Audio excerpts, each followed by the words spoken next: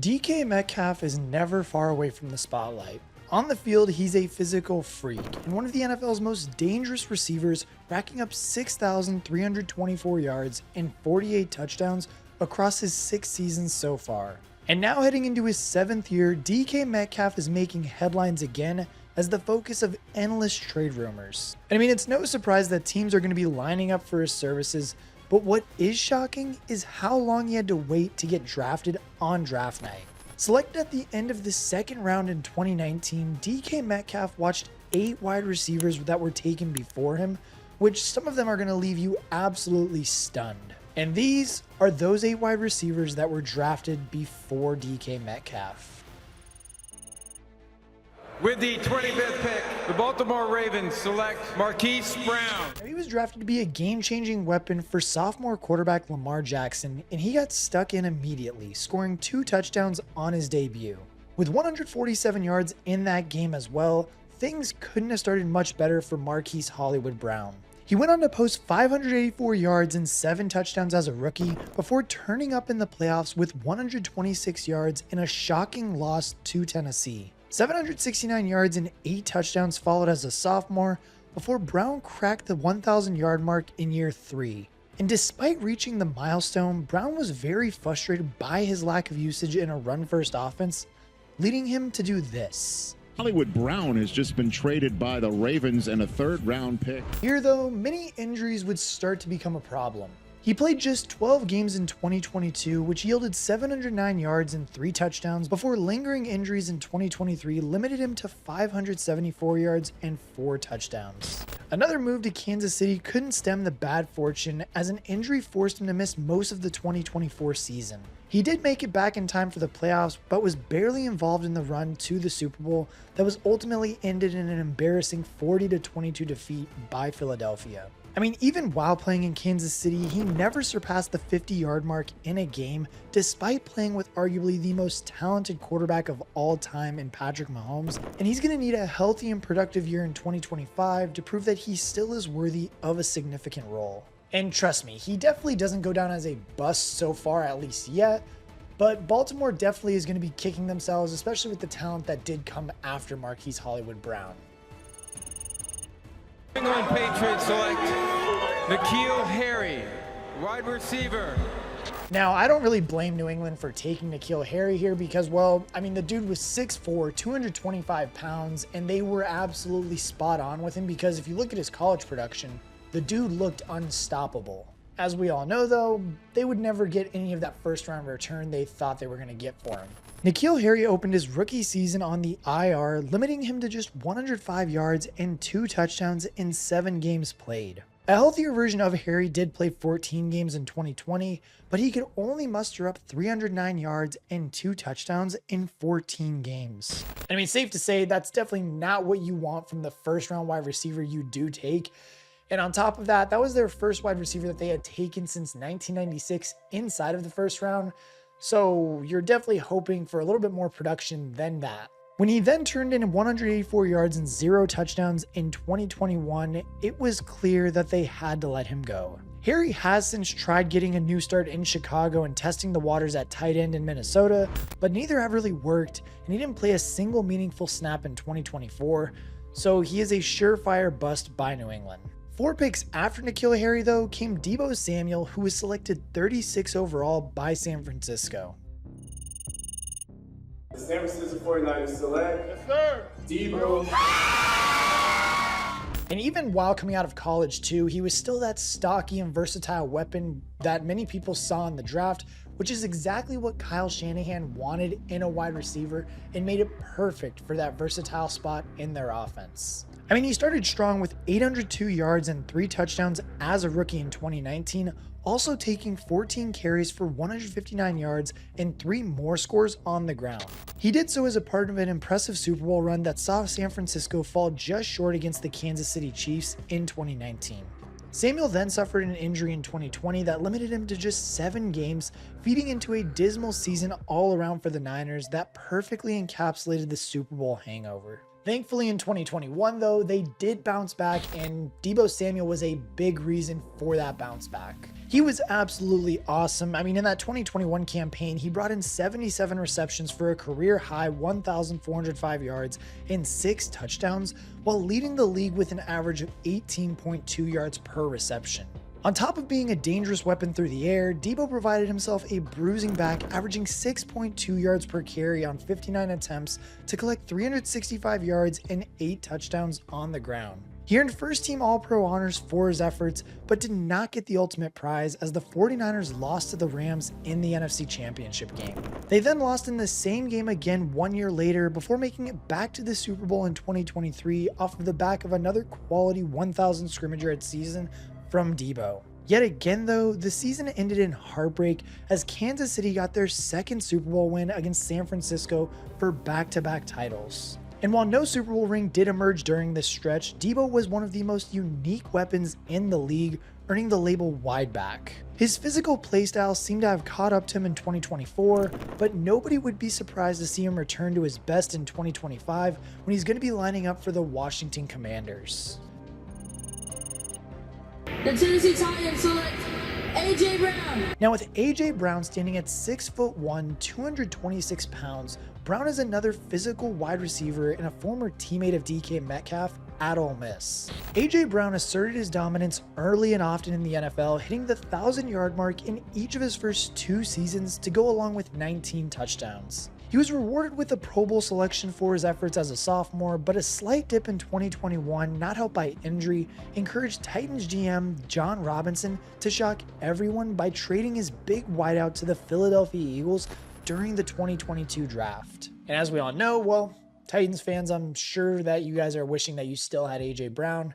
And as for, well, Robinson, he was fired probably because of this move. And now having been welcomed into the city of brotherly love with open arms, A.J. Brown rewarded their faith by posting a career-high 1,496 yards and 11 touchdowns in his first season as an Eagle. In doing so, he earned the first of 3 consecutive second-team All-Pro selections and helped propel the Eagles to the Super Bowl, where they lost to who else but the Kansas City Chiefs. Another 1,400 yards followed in 2023 before his numbers fell to 1,079 yards and 7 touchdowns in 2024. However, this dip in production was influenced by the arrival of star running back Saquon Barkley, who along with Brown took the Eagles back to the Super Bowl, this time emerging victorious over the Chiefs. Having produced already over 7,000 yards, won a Super Bowl, and been selected to 3 second-team All-Pro rosters, there is little doubt that A.J. Brown is a top 5 wide receiver in the NFL and one of the only players to feature in this video who is worthy of going before DK Metcalf.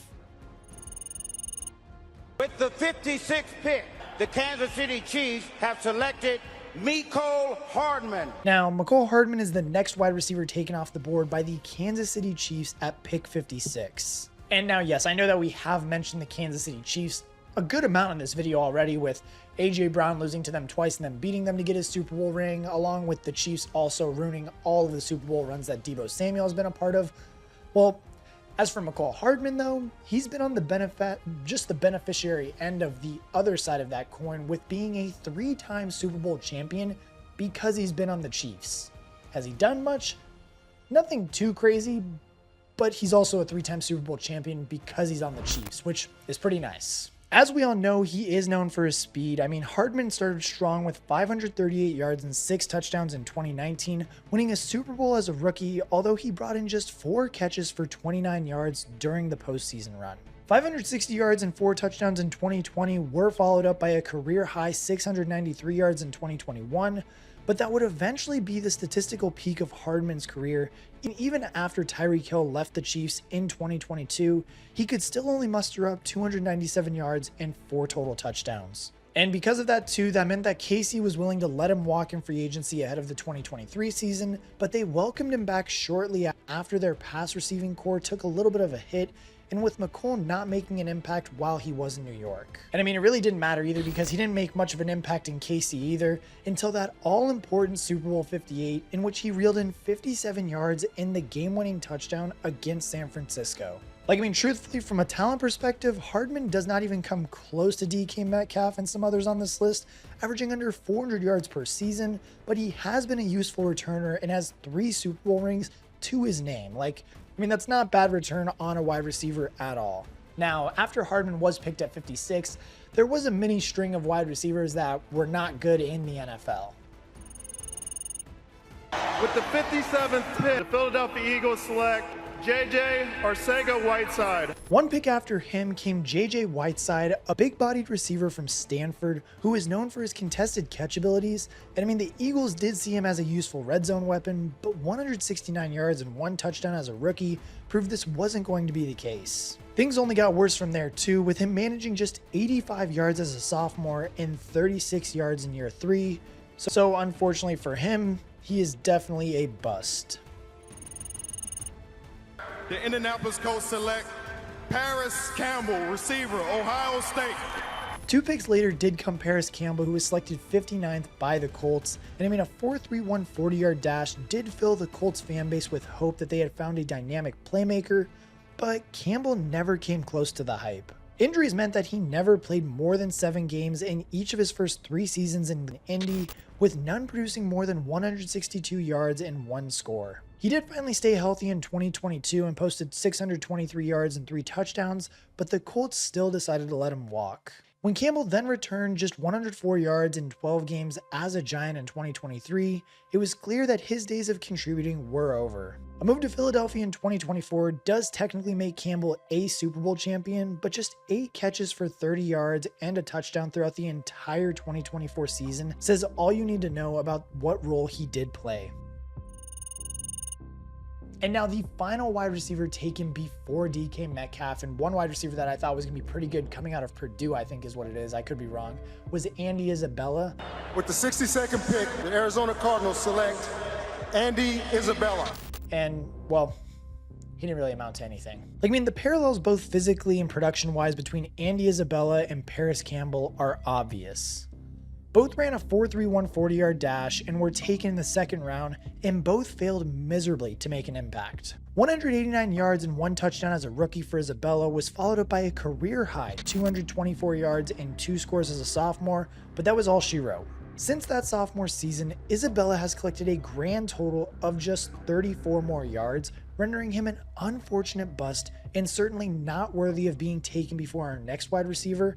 I mean, in fact, you could argue that Hardman, Whiteside, Campbell, Isabella all going before DK Metcalf now just looks utterly baffling. Like, I mean, DK Metcalf was the 9th wide receiver taken in 2019 at pick 64 by the Seattle Seahawks. And I mean, the fact that the 6'4", 235-pound beast fell to the end of the 2nd round is a true shocker, especially when you consider some of the guys that went before him. The man was built like a linebacker, but could run a 4.3 40-yard dash, firmly slotting him into the physical freak category. It was his route running and injury history that meant Seattle received some criticism for using their 2nd round pick on Metcalf, but the Ole Miss stud quickly proved everyone wrong.